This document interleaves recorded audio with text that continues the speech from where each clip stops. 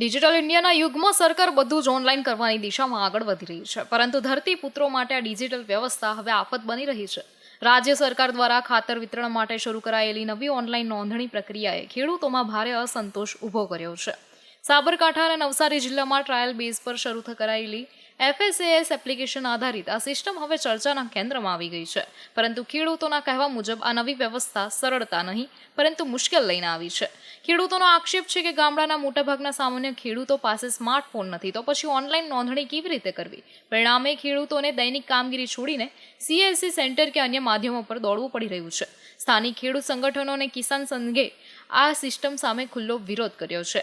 ખેડૂતોનો આક્રોશ સ્પષ્ટ છે. ખેડૂતોને પોતાનું ખાતર મેળવવા માટે હવે એપ્લિકેશનના નિયમો પર નિર્ભર રહેવું પડશે, જ્યારે જમીનની જરૂરિયાત સૌથી સારી રીતે ખેડૂત જ જાણે છે. કેટલાક ખેડૂતો અહીં સુધી કહે છે કે સરકાર જો દારૂબંધી હોવા છતાં નિયમો કાબૂમાં નથી રાખી શકતી, તો હકનું ખાતર ખેડૂતો સુધી સરળતાથી કેમ પહોંચતું નથી?